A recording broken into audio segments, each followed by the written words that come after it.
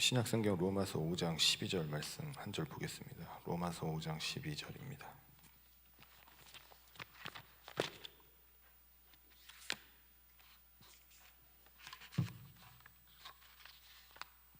장 12절을 우리 한 목소리로 같이 읽겠습니다. 시작.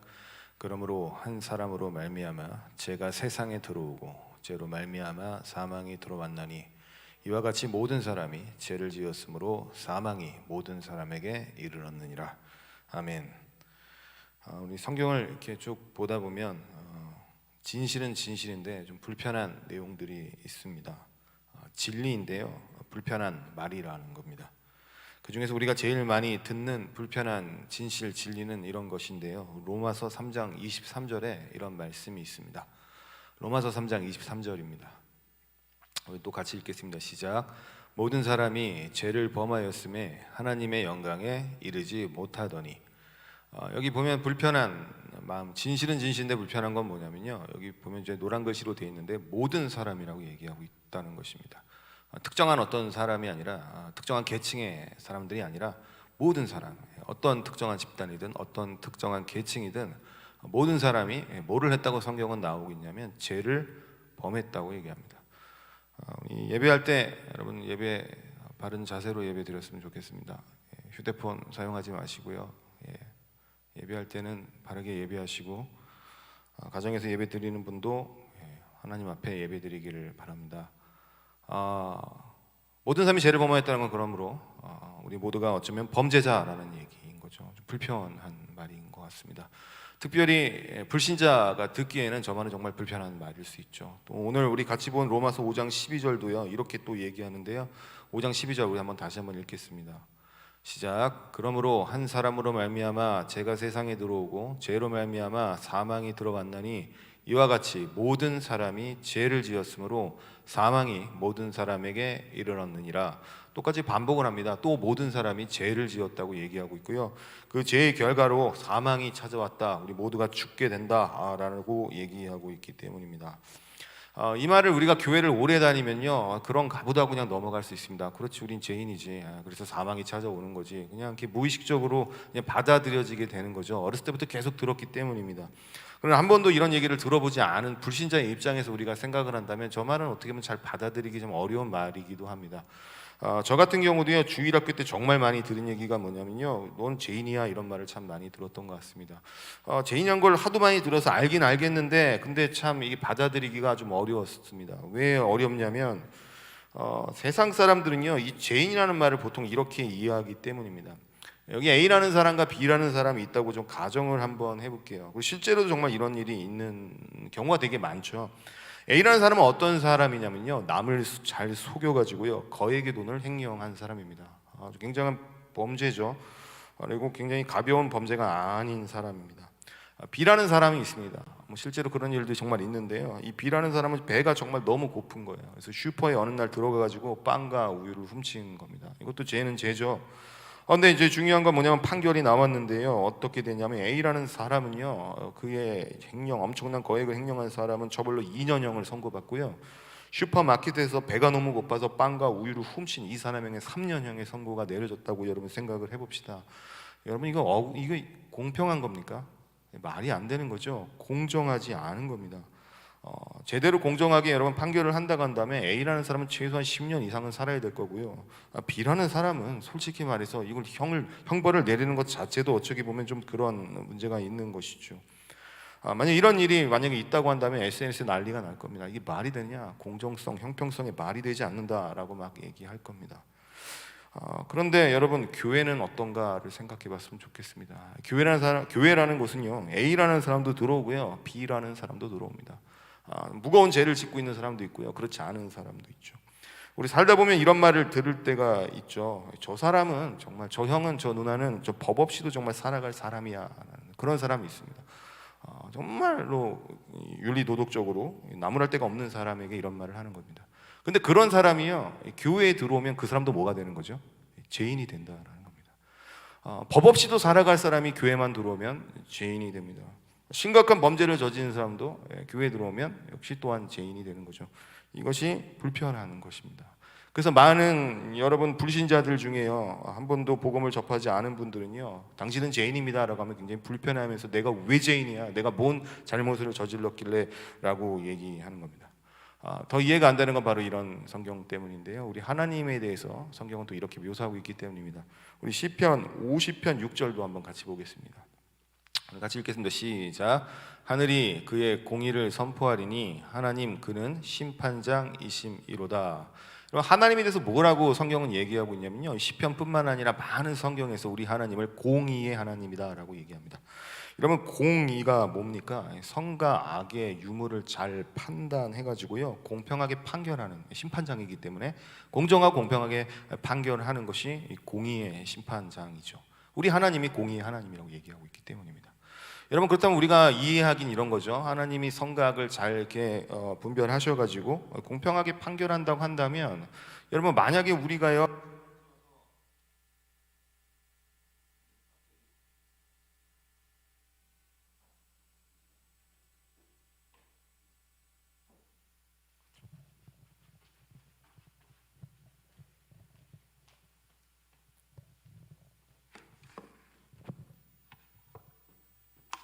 공의 하나님이라고 한다면, 우리가 정말 만약에 심판을 받게 된다고 해도 하나님께서 이걸 좀 나누어야 될 필요가 있는 것이 공의 하나님이죠.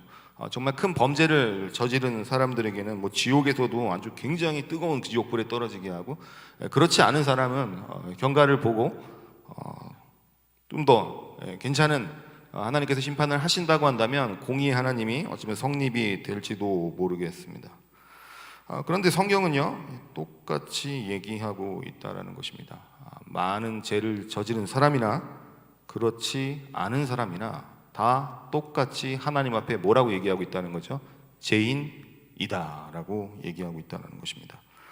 이 부분이 잘 이해가 안 될 수 있습니다. 그렇다면 오늘 우리가 알아야 될 것은 바로 이것입니다. 온갖 죄를 다 저지른 사람이나 그렇지 않은 사람이나 다 똑같은 죄인이고 다 똑같은 심판을 받는다면, 도대체 성경이 말하는 죄란 게 뭐길래 모든 사람이 죄를 범하였다고 하는 것일까? 이 문제를 가장 잘 다루고 있는 부분이요, 인류 최초의 죄를 범한 이 창세기 2장과 3장의 현장을 우리가 좀 잘 살펴보면 하나님께서 말하는 도대체 죄인이란, 또 죄란 무엇인지 우리가 잘 이렇게 우리가 이해할 수 있을 것입니다. 여러분, 창세기 2장 3장에 가면요, 하나님께서 놀라운 결정을 하시는데, 에덴 동산에 있죠, 아담과 하와가 있습니다. 하나님께서 그 아담에게요, 에덴 동산의 모든 것을 정권을 하나님이 맡기십니다. 창세기 2장 15절에 보면 이렇게 나와 있는데요, 2장 15절을 또 보겠습니다. 우리 같이 읽겠습니다. 시작. 여호와 하나님이 그 사람을 이끌어 에덴 동산에 두어 그것을 경작하며 지키게 하시고, 하나님이 에덴 동산에서요, 아담을요 여기 두었다라는 것은 모든 관리자로 임명했다라는 것입니다. 대단한 겁니다. 여러분도 좀 그런 소원과 마음이 있었으면 좋겠습니다. 하나님이 내게 많은 일을 맡기셨으면 좋겠다, 이런 마음을 품고 기도하는 그런 거룩한 욕심이 있었으면 좋겠는데요, 오늘 하나님이 바로 그런 아담에게 저런 많은 것을 다 맡기셨다는 겁니다. 그리고 그것을 일하게 하시고요, 그것을 지키게 하셨다, 관리하게 하셨다. 즉 관리자로 하나님이 세우셨습니다. 하나님께서는 이 모든 것을 맡기셨고요, 그뿐만 아니라 하나님은 또 이렇게도 말씀하셨습니다. 16절과 17절인데요, 모든 정권을 맡겼을 뿐만 아니라 16절 17절에 또 이런 특권도 주시는데, 우리 16, 17절도 읽겠습니다. 시작. 여호와 하나님이 그 사람에게 명하여 이르시되 동산 각종 나무의 열매는 내가 임의로 먹되 선악을 알게 하는 나무의 열매는 먹지 말라. 내가 먹는 날에는 반드시 죽으리라 하시니라. 하나님께서 모든 권한을 다 주셨고요, 더 놀라운 건 뭐냐면요, 그 권한 가운데 자유함을 주셨다는 거예요. 너 마음대로 다 경작할 수 있고 네가 다 관리할 수 있어. 여기서 네가 어떤 사물을 보고 혹은 동물을 보고 이름을 지우고 싶으면 너 마음대로 지어도 돼. 이게 자유죠. 자유함을 주신 겁니다. 그 자유함을 주셨을 뿐만 아니라 이 모든 것을 다 다스리고 모든 것을 다 누리게 하셨는데, 단 한 가지 조건을 하나님이 주십니다. 그건 뭐냐면, 이 동산에요 많은 열매들이 있습니다. 근데 그걸 어떻게 하라고 나옵니까? 16절에 다 먹어도 돼. 너 마음대로 자유함을 가지고 네가 먹고 싶을 때, 네가 먹고 싶은 시간에 아무 때나 먹어도 된다. 근데 한 가지만 지켰으면 좋겠어. 딱 한 가지만 하나님께서 아담에게 얘기합니다. 그게 뭐냐면, 중앙 동산에 선악, 즉 선과 악을 알게 하는 나무 열매가 하나 있는데 그것만 먹지 말아라. 근데 그걸 먹게 되면 너는 죽게 될 거야 라고 얘기하십니다. 이렇게 생각하면 되는데요. 하나님은 아담을 너무 사랑하셨어요. 그래서 모든 걸 다 맡겼고요. 그가 맡길 때도요, 뭔가 구속받고 종속받고 막 억지로 하는 게 싫으셔서요, 자유함을 주셨습니다. 네 마음대로, 너 마음대로 자유함을 가지고 이렇게 해야 돼. 근데 한 가지만 지켜야 돼. 그게 뭐냐면, 야, 그 선악을 알게 하는 중앙 동산, 그러니까 중앙에 있으니까 제일 잘 보이겠죠. 그곳에서는 그걸 볼 때마다 있잖아, 이걸 생각을 해야 돼. 이렇게 하나님은 맡기신 겁니다. 근데 문제는 뭐냐면, 이 뱀이라는 이 사탄 마귀죠. 이 뱀이요, 이 하나님이 이렇게 말씀하신 것을 틀어버립니다. 3장 1절에 보면 이렇게 트는데요. 우리 창세기 3장 1절도 우리 함께 보겠습니다. 3장 1절입니다. 같이 읽겠습니다. 시작. 그런데 뱀은 여호와 하나님이 지으신 들 짐승 중에 가장 강교하니라. 뱀이 여자에게 물어 이르되 하나님이 참으로 너희에게 동산 모든 나무의 열매를 먹지 말라 하시더냐. 틀어버리죠. 어떻게 틀었습니까? 다음 장면 볼게요. 다음 화면. 예. 뱀은요 이렇게 얘기합니다. 동산 모든 나무의 열매를 먹지 말라라고 틀어버리고요. 원래 하나님의 의도는 뭐예요? 동산 각종 나무의 열매는 내가 뭐 하래요? 다 먹으라고 했습니다. 근데 뱀은 뭐라고 얘기합니까? 먹지 말라고 하지 않았어? 라고 얘기하는 거죠. 하나님은 다 먹으라고 했는데 딱 하나만 먹지 말라고 했습니다. 그게 뭡니까? 선악을 알게 하는 나무의 열매를 얘기하는 겁니다. 이렇게 틀어버렸습니다. 이렇게 틀어버렸는데 우리가 생각해야 될 건 이거예요. 중앙 동산 나무에 하나님의 선악을 알게 하는 나무 열매를 이렇게 주셨습니다. 중앙 동산 나무의 역할은 그럼 무엇이냐라는 겁니다. 성경을 여러분 잘 이해하지 못하는 분들은요, 이런 말을 하는 분들 쓸 수 있죠. 하나님께서 왜 범죄하게 하려고 일부러 중앙 동산이 크게 보이는 데다가 선악을 알게 하는 나무 그냥 둬갖고 왜 유혹하게 하셔가지고 죄짓게 만드셨냐, 이렇게 생각하는 사람도 있는데요. 중앙 동산 나무의 역할은요, 우리를 죄를 짓게 하려고 하나님이 일부러 두신 것이 아니라 중간 동산 나무의 역할은 바로 이런 것입니다. 또 우리 화면을 보겠습니다. 중앙 동산 나무의 역할 우리 한번 같이 읽어볼까요? 시작. 언약의 증거이자 은혜의 장치이다. 다음 것도 읽겠습니다. 하나님은 아담의 주인 되시며 아담은 그의 피조물이자 백성이 된다. 하나님께서 가장 잘 보이는 곳에서요, 중앙 동산 나무의 그 선악을 알게 하는 나무 열매 역할, 그것을 두신 것은요, 언약의 증거입니다. 그러니까 하나님이 약속하신 거예요. 그리고 이것은 도리어 우리를 망하게 하는 게 아니라요, 우리가 더 하나님 뜻대로 살아가게 은혜의 하나님 장치고 도구였습니다. 이 말이 무슨 말이냐면요, 하나님은 아담에게 좀 알려주고 싶은 게 하나 있었어요. 다 자유하게 네가 하는데 이것만 알았으면 좋겠어. 중앙 동산은 늘 볼 수 있죠. 잘 보이는 곳이니까 그거 볼 때마다 이걸 생각해야 돼. 나는 너의 창조주야. 그리고 너는 나의 피조물이다.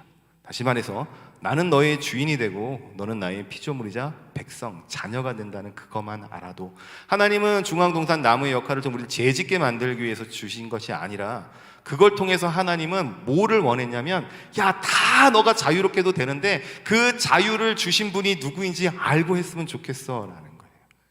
내가 그 자유를 줬어. 내가 너에게 이 모든 것을 누리게 한 하나님 아버지야. 하나님이 바로 선악을 알게 하는 나무 역할을 주신 것은 바로 무엇이냐면 바로 그 관계를 하나님이 생각한 겁니다. 다시 말해 우리가 많은 자유함을 누리는 가운데서도 잊지 말라는 거예요. 내가 너의 아버지고 나는 너와 친밀한 관계를 맺고 싶단다. 이걸 하나님은 두신 거죠. 근데 이 뱀은요 이걸 틀어버립니다. 어떻게 틀어버렸나요? 우리 다시 한번 성경 볼까요? 뱀이 튼 장면 창세기 3장 1절입니다. 동산 모든 나무의 열매를 먹지 말라라고 하면서요 이렇게 틀어버린 겁니다. 이런 것이죠. 야, 하나님이 진짜 너한테 자유를 주실까? 야, 하나님이 너한테 정말 자유를 주셨다고 한다면 야, 그냥 다 먹으라고 해야 되지. 왜 중앙 동산의 나무 열매는 먹지 말라고 하겠어? 야, 아담 잘 들어봐. 하나님은 너가 자유하길 원하지 않으셔. 너를 구속하길 원하신다고. 야, 네가 이렇게 열심히 일해가지고 야, 당당하게 하나님께 요구해봐. 하나님은 너한테 많은 걸 주는 분이 아니야. 분명히 그 안에 숨은 의도가 있을 거야. 이런 식으로 바로 아담을 꼬이게 한 것입니다. 그리고 아담은 그거에 넘어간 것이죠. 오늘날도 우리가 마찬가지 아닌가 싶습니다. 끊임없이 우리 마귀는요 오늘날 우리를 이런 식으로 넘어뜨립니다. 특별히 여러분, 마귀는 어떻게 우리를 넘어뜨리냐면요, 하나님과 우리의 관계를 무너뜨리는데 최종 목적을 이는 두고 있습니다. 여러분, 요즘 온라인으로 많은 교회가 예배를 드리고 있습니다. 마귀는 어떤 식으로 우리를 건드릴까요? 이렇게 하겠죠. 야, 주일을 뭐하러 지켜? 온라인 예배 뭐하러 드려? 야, 현장에 나와서 뭐하라고 예배를 드리냐? 야, 그거 다 하나님이 우리를 구속하려고 하는 거야. 너네 꼼짝 못하게 하려고. 야, 교회 와서 하나님 뭐 11조 헌금 내고 뭐 이렇게 해가지고 너네 거 그거 다 그렇게 힘들게 하려고 이렇게 하는 거야 라고 마귀는 지금도 우리를 끊임없이 유혹하고 넘어지게 한다라는 것입니다. 주의를 지키는 것, 11조를 내는 것, 지킬 것을 지켜나가는 것, 방탕한 생활, 혼전순결 이런 모든 부분들에 있어서 마귀는 지금도 우리에게 이렇게 얘기하죠. 그거 다 하나님이 거짓말하는 거야. 야, 네 마음대로 못하게 하려고, 너를 힘들게 하려고 이렇게 하는 거야 라는 식으로 마귀는 우리를 지금도 유혹한다는 것입니다. 그러면 여러분 잘 아셔야 되는데요, 죄가 뭐냐는 걸 아셔야 됩니다. 죄의 본질은 이건데요, 우리 한번 또 화면을 보겠습니다. 성경에서 말한 죄의 본질 함께 보게 된대요. 죄의 본질 한번 같이 읽겠습니다. 시작. 죄란 단순히 하라는 것을 하지 않거나 하지 말라는 것을 하는 것이 아니다. 여기까지만 읽겠습니다. 우린 보통 죄를 그렇게 여기죠. 하라는 것 하지 않고 하지 말라는 거 하는 거. 계속 화면 띄워주실까요? 우린 보통 저렇게 생각합니다. 저게 근데 저렇게 죄에 대해서 저런 식으로 생각하는 문제가 뭐냐면요, 우린 항상 상대성에 의해서 내가 썩 괜찮은 사람이라 착각을 하게 된다는 겁니다. 죄를 저렇게만 여기면 말입니다. 단순히 하라는 것을 하지 않거나 하지 말라는 것을 하는 것이다 라고 만약에 우리가 죄를 그렇게 단순하게 생각하면요, 우리는 항상 상대적으로 사람과 비교합니다. 뭐 이런 거죠. 오늘 현장에 나온 사람과 현장에 나오지 않은 사람, 현장에 나온 나는 훨씬 더 괜찮은 사람, 그렇지 않은 사람은 믿음이 없는 사람, 뭐 이런 식으로 나누는 겁니다. 119 대작전 합니다. 몇 승 했느냐, 7승 했냐, 2승 했냐, 1승 했냐, 이걸 가지고 우리는 따지게 되는 것입니다. 죄를 모르고 여기기 때문이죠. 하라는 것, 하지 말라는 것 정도로 그것이 죄가 모든 것이라 생각하기 때문입니다. 근데 성경은요, 저런 게 죄라고 얘기하지 않습니다. 만약에 죄를요 저렇게 생각을 한다고 한다면요, 아까 말한 대로 당신은 죄인입니다 그러면 아마 불신자들은 내가 왜 죄인이야 라고 여길 수밖에 없는 것입니다. 왜냐하면 나는 특별히 범죄한 게 없기 때문이라고 말하는 것이죠. 그래서 성경은 저런 것이 죄라고 얘기하지 않습니다. 물론 저것도 죄지만 죄의 진짜 뿌리, 죄의 본질은 저게 아니라요, 저 앞에 있는 건 죄의 열매고요, 진짜 죄의 뿌리, 죄의 열매는 바로 그 다음 겁니다. 우리 죄란 또 한번 같이 읽겠습니다. 시작. 죄란 스스로 인생의 주인이 되어서 자신을 행복하게 하기 위해서 내 마음대로 살아가는 것이 죄의 본질이다. 그럼 죄의 본질은 바로 저겁니다. 누가 인생의 주인이 되는 거예요? 내가 되는 겁니다. 원래는 우리의 주인이 누구죠? 하나님이십니다.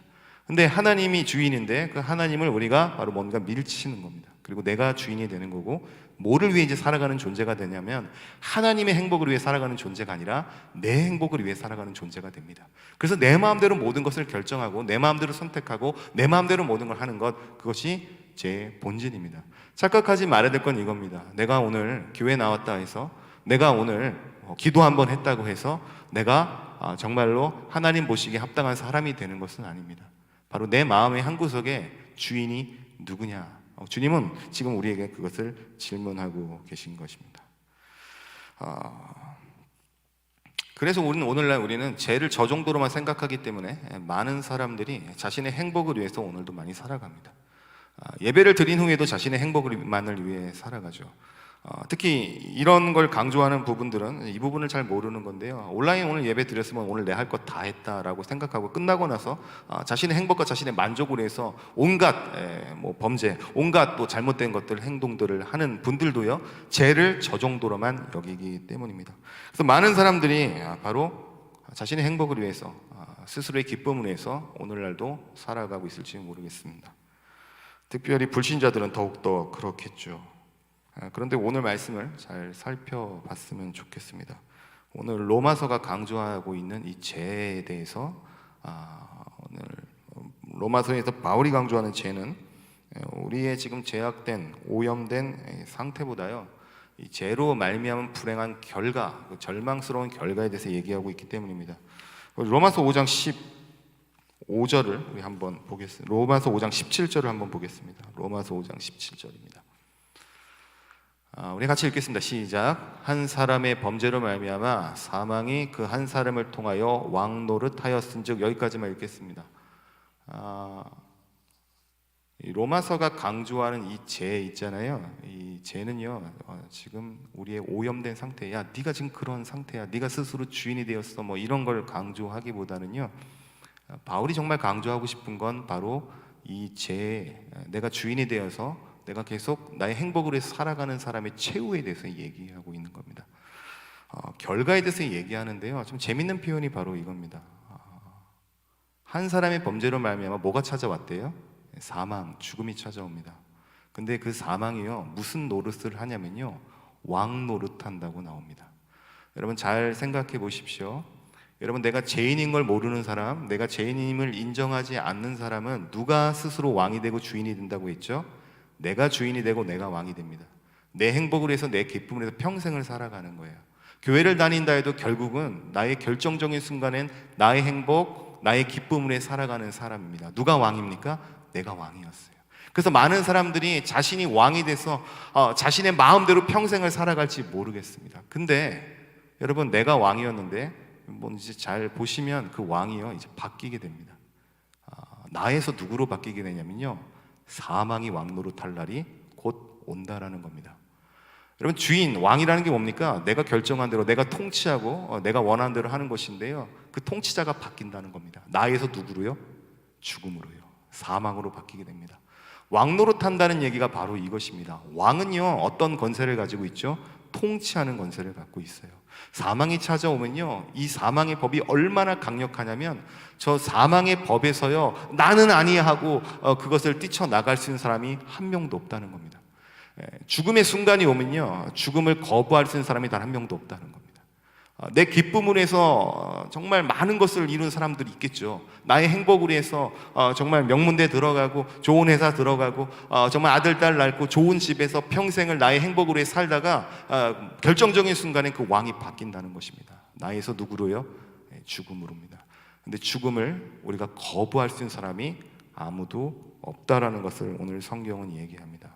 저것이 우리 인간에 뭘 말해주는 거냐면요, 절망을 말해주는 겁니다. 절망은 뭡니까? 손을 써도, 힘을 써도, 내가 가지고 있는 그 어떤 돈도, 내가 가지고 있는 그 어떤 경력도 저 순간에는 소용이 없는 순간이 온다라는 것입니다. 로마서 5장에서 강조하는, 그러므로 죄의 본질, 죄에 대한 강조점은 바로 어디에 있냐면 우리 구원의 긴박성에 대해서 얘기하는 것입니다.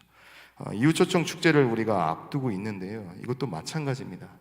많은 사람들이 자기가 죄인됨을 인정하든 인정하지 않든 중요한 건 누구나 피해갈 수 없는 왕이 하나 찾아오는데, 그 왕이 누구라는 겁니까? 사망이라는 왕이 찾아오면 그때는 내가 아무리 거부하고 싶어도, 내가 그것을 벗어나고 싶어도 벗어날 수 있는 사람이 아무것도 없다는 것입니다. 내가 주인 될 땐 참 좋았습니다. 산으로, 바다로, 들로 내가 원하는 대로, 내가 하고 싶은 대로 지금까지 살아왔습니다. 그런데 저 순간은 누구도 피해갈 수 없는 겁니다. 그땐 나의 왕자를 사망에게 내어줘야 되는 순간이 온다는 것입니다. 이것이 우리의 절망이라는 것을 성경은 얘기하고 있습니다.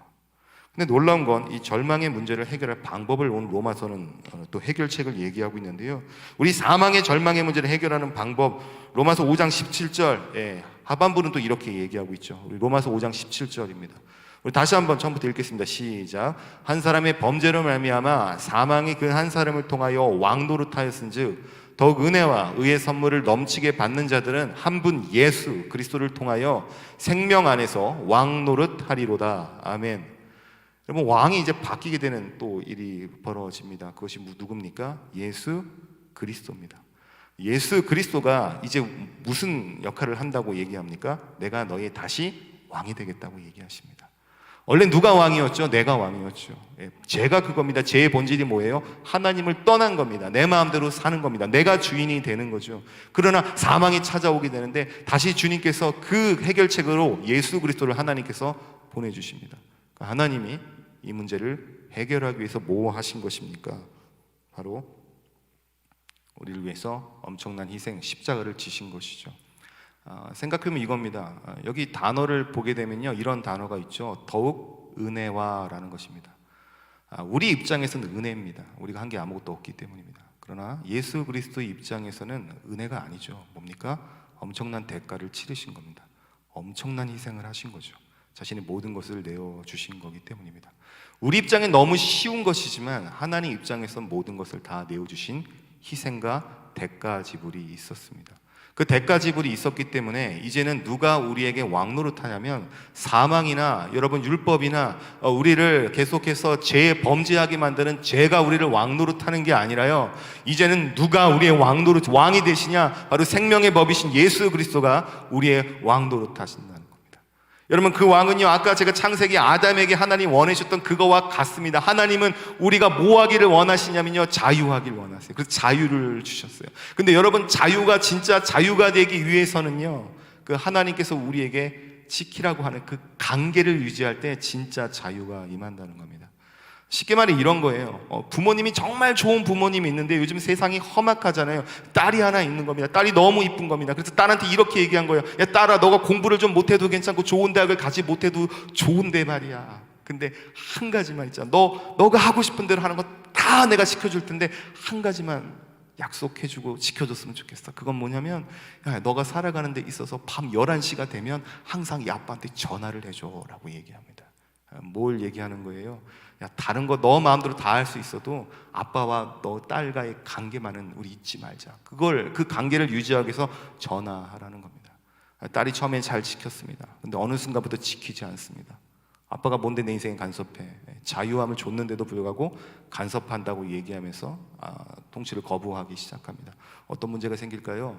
자유할 것 같지만 그것이 자유가 아니죠. 진짜 문제가 생기게 됩니다. 그 문제로 말미암아 그 딸은 어쩌면 더 구속받게 되고 더 어려운 상황을 만나게 되는 것과 같은 것입니다. 여러분, 주님이요, 우리의 진짜 주인 되시고 왕이 되시면요, 하나님의 관계 가운데 우리가 살아가며 하나님 우리를 가장 선한 길로 인도하신다라는 것입니다. 그러면 우리의 절망의 문제, 사망의 문제를 해결하는 것은 바로 그리스도가 다시 우리의 왕이 되어 때인 것입니다. 그리고 주님은 그 왕이 되셨죠. 문제는 뭐냐면 우리가 그 주님을 진짜 왕으로 받아들이냐라는 것입니다. 여러분, 구원을 어떻게 받는다고 합니까? 예수 그리스도를 믿으면 구원 받는다고 하는데요, 도대체 뭐가 믿는 것이냐? 오늘 마지막 성경 우리에게 질문하는 것입니다. 여러분, 믿음의 요소 중에요, 지적인 동의가 들어갑니다. 지적으로 알아야 되기 때문에 지성도 사용해야 되겠죠. 근데 만약에요, 믿음의 요소 중에 한 부분이 지적인 동의인데 그냥 지적인 동의만 있는다고 한다면, 그것이 믿는 것이라고 한다면, 여러분, 그것은 진짜 믿는 것이 아닙니다. 여러분, 진짜 주님을 믿으면 우리가 바뀝니다. 어떻게 바뀔까요? 법을 잘 안 지키던 사람이 법을 잘 지키는 거로 바뀔까요? 물론 그것도 하나의 일부분이 되겠지만 그것이 아니라요, 진짜 우리가 주님을 믿는다고 한다면 우리는 뭐가 바뀌냐면, 바로 내가 지금까지 주인 되었다면 그 주인됨의 자리를 내가 아니라 하나님께 우리가 양도하게 드리는 것입니다. 하나님께 주인됨을 드리는 사람, 이것이 정말 예수를 믿는 사람입니다. 만약 이것이 안 바뀐다면요, 여전히 우리는 스스로 왕이 될 것입니다. 그렇게 되면 우리 하나님의 위치와 존재가 모호해지게 되죠. 여러분, 여전히 예수를 믿는다고 하면 여전히 내가 왕이 되고 내가 주인이 되면요, 우리는 평생 이렇게 하나님께 질문하며 살지도 모르겠습니다. 우리 다음 화면도 같이 보겠습니다. 여러분, 하나님이 나의 주인이 되시지 않는다면요, 첫 번째 우리는 이렇게 대답하겠죠. 평생 우리 무엇이, 한번 읽어볼까요? 시작. 무엇이 되기 위해서 하나님을 이용하는 사람이 되지 않는다. 여러분, 하나님이 나의 주인이 된다면 저런 사람이 되지 않는다는 거고요, 여전히 만약에 내가 나의 주인이 된다고 한다면 우리는 평생 하나님을 그렇게 알게 될 것입니다. 내가 뭔가가 돼야 되는데 그 뭔가가 되기 위해서 누가 필요한 거예요? 하나님이 필요한 거죠. 하나님을 어떤 존재로 여기는 건 주인으로 여기지 않고요, 이용의 대상으로 생각하는 겁니다. 여러분, 사람이 관계를 맺을 때 정말 화가 나는 관계는 어떤 관계입니까? 존재를 존재로 여기지 않고요, 어떤 비즈니스 관계, 이용하는 관계로 여기는 사람을 만날 때 때로는 화가 나죠. 평생 연락 안 하다가요, 내가 필요할 때만 연락하는 그런 사람들 말입니다. 근데 우리가 하나님을 볼 때 그렇게 생각하지 않느냐라는 겁니다. 하나님 우리의 주인 되기를 원하시고요, 우리 아버지 되시고 우리 창조주라고 얘기하시는데, 그러나 우리는 결정적으로 내가 무언가가 되기 위해서, 내 야망을 이루기 위해서, 내 소원을 이루기 위해서 하나님 그때만 필요하다고 우리가 하나님을 이용하고 있지는 않냐라는 겁니다. 예수를 믿는다고 하면 하나님이 이용하는 사람이 얼마나 많은지 여러분은 아실 것입니다. 그렇다면 우리는 하나님이 나의 주인이 아닌 거죠. 여전히 내가 주인인 겁니다. 여러분, 하나님이 나의 주인이 된다면요, 우리는 바뀝니다. 무엇이 되기 위해서 하나님을 이용하는 사람이 아니라요, 그 다음 부분인데요, 같이 읽겠습니다. 시작. 하나님이 나의 주인이 되셔서 내가 그 주님을 섬기며 살아가는 기쁨을 누리는 사람이 된다. 여러분, 진짜 하나님이 나의 주인이 된다고 하면요, 뭐가 되기 위해서가 아니라요, 하나님이 그냥 나의 주인이 된 것 자체가 너무 영광스러운 거예요. 너무 좋은 거죠. 여러분, 진짜 하나님이 주인 되면요, 여러분 직분 있으시죠? 교회에서 봉사하시죠? 예배 나오죠? 이거를 지겹다고 말하지 않습니다. 내가 왜 임원이 돼야 되지? 내가 왜 찬양팀을 해야 되지? 내가 왜 교회에 나와야 되지? 이런 말을 하지 않습니다. 도리어 너무 기뻐하죠. 나 같은 존재가 하나님을 섬길 수 있다니요, 내가 하나님 앞에 말씀을 전할 수 있고, 내가 하나님 앞에 기도할 수 있고, 내가 하나님 앞에 많은 우리 청년들을 말씀으로 인도할 수 있는 자리를 주시니 너무 감사합니다. 주님, 나의 주인이 되셔서 너무 감사합니다. 주님, 나는 주님을 이용하기 위한 수단이 아니라 하나님이 나의 그냥 주님 된 것에 나는 기뻐하겠습니다라고 바뀌게 된다라는 것입니다. 구체적인 질문 하나만 더 생각해 볼 수 있는 질문 하나 던지고 오늘 말씀을 좀 마무리했으면 좋겠습니다. 그렇다면 우리 실생활에서 적용을 해보자는 겁니다. 여러분, 진짜 여러분의 주님이 여러분의 주인 되십니까? 정말로 우리 주님이 여러분의 왕이 되십니까? 그렇다면 전 이런 질문을 하나 던지겠습니다. 여러분의 주인 되신 주님을 무엇으로 여러분은 증명하시겠습니까? 하나님이 나의 주인이라고 한다면 뭘 가지고 나의 주인이 되었다고 여러분은 증거하겠냐라는 겁니다. 많은 사람들이 이렇게 말하는 사람이 있을지 모르겠습니다. 말로는 이렇게 하죠. 하나님은 나의 주인입니다. 나의 구주입니다. 우리가 보통 세례받을 때 그런 말 하잖아요. 그런 말 말고요, 그런 형식적인 말 말고요, 정말로 하나님이 나의 주인이라면 여러분 뭘로 증명하겠습니까?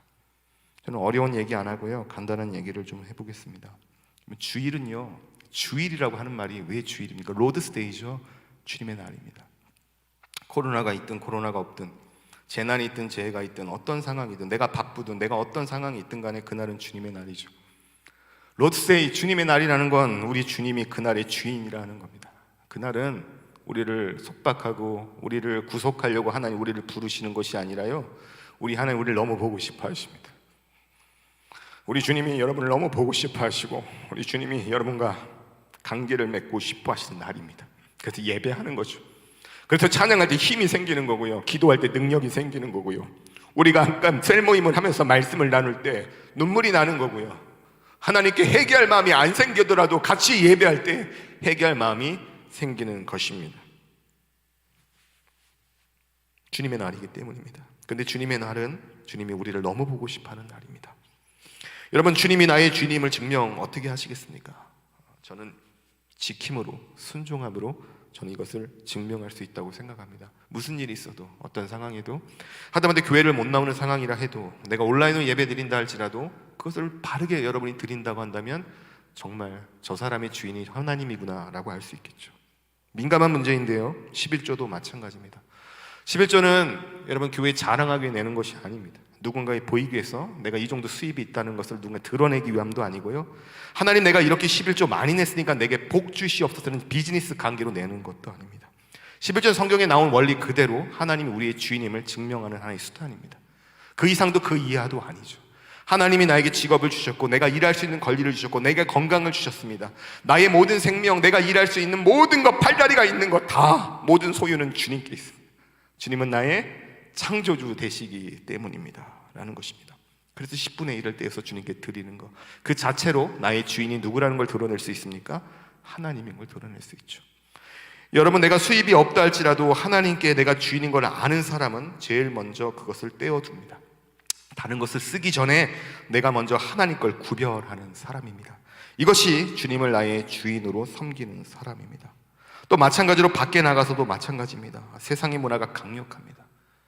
누가 요즘 혼전순결을 지키냐고 얘기하는 사람이 있는 것뿐만 아니라 이제는 불륜이 되지 않는 시대에 열려 있죠. 하다못해 동성애까지도 우리 안에 침해되고 있습니다. 여러분, 뭘로 여러분의 주인 되심을 증명하겠습니까? 세상 문화, 세상이 말하는 거에 동화되지 않는 사람, 이것도 주님의 주인 되심을 인정하는 사람의 모습일 것입니다. 여러분, 우린 또 이 세상을 살아가면서 결정적인 순간에 옳고 그름을 판단해야 되는 순간이 옵니다. 내가 말하는 거 한마디에, 내 행동 하나에 이것이 교회와 하나님께 유익이 되는지 안 되는지를 판단하고 말하고 행동하는 사람, 이 사람이 주님을 주인됨으로 여기는 사람의 모습일 것입니다. 여러분, 그러므로 여러분, 우리의 주인의 자리를 내가 아니라 하나님께 두시는 저와 여러분이 되기를 주님으로 축복합니다. 여러분, 나의 주인이 내가 아니라 하나님께 주님이 나의 주인이 된다라는 말은요, 바로 내가 슈퍼맨이 된다는 말이 아니라요, 내가 비록 약하고 연약하고 넘어진다 할지라도 하나님이 우리의 슈퍼맨, 하나님 나의 강함이 되어 주신다는 말입니다. 여러분, 주님이 우리의 강함 되신다는 사실을 알면요, 여러분, 내가 높아지는 상황이 있습니다. 교만해지는 상황에도 절대 주님을 떠나지 않습니다. 하나님께 붙들려 있습니다. 또한 우리가 가난해지고 우리가 어려워질 때도 마찬가지입니다. 가난 때문에, 어려움 때문에 낙심하거나 내 스스로를 함부로 대하지 않습니다. 왜냐하면 내 뒤편에 계신 하나님이 강하다는 걸 알기 때문입니다. 그 주님이 내 뒤에서 모든 것을 받쳐주신다는 사실을 믿기 때문입니다. 우리 두 가지를 기억했으면 좋겠습니다. 여러분, 우리의 죄인됨은 세상이 말하는 죄인됨과 다릅니다. 세상은 범죄의 유무를 가지고 누가 더 죄를 많이 저질렀냐, 죄질이 어떠냐 따라 나는 너보다 썩 괜찮은 사람이다 라고 상대적으로 판단할지 모르겠지만, 성경에서 말하는 죄인은 하나님을 떠나 스스로가 주인이 되어 스스로의 행복을 위해 살아가는 것, 이것이 성경이 말하는 죄인입니다. 그러므로 이 땅에 사는 모든 사람은 죄인인 것입니다. 그러나 그 죄는요, 간과할 수 없는 것이 절망스러운 그 사망이 우리에게 언젠간 찾아온다는 것입니다. 스스로의 행복을 위해 결국 살아가다가 마지막 사망이라는 왕이 찾아왔을 때 우린 그것을 거부할 수 없는 순간이 온다는 것입니다. 그러나 주님께서 십자가를 지심으로, 우리에게는 은혜이지만 하나님께서 엄청난 희생의 대가를 치름으로 주님이 대신 다시 우리의 주인이 되시겠다 우리에게 손 내밀어 주셨습니다. 여러분, 그 손 내미심을 잡으시겠습니까? 그렇다면 여러분, 그것이 예수를 믿는 것입니다. 내가 지금 왕이 되고 내가 주인이 된 이 자리를 다시 예수 그리스도께 여러분이 드렸으면 좋겠습니다. 하나님의 보호 아래, 하나님의 우리를 지키심 안에 우리가 참된 자유를 그때 누리게 될 줄 믿습니다. 이렇게 살아가는 저와 여러분 모두가 되길 주님을 축복하겠습니다. 우리 기도하겠습니다.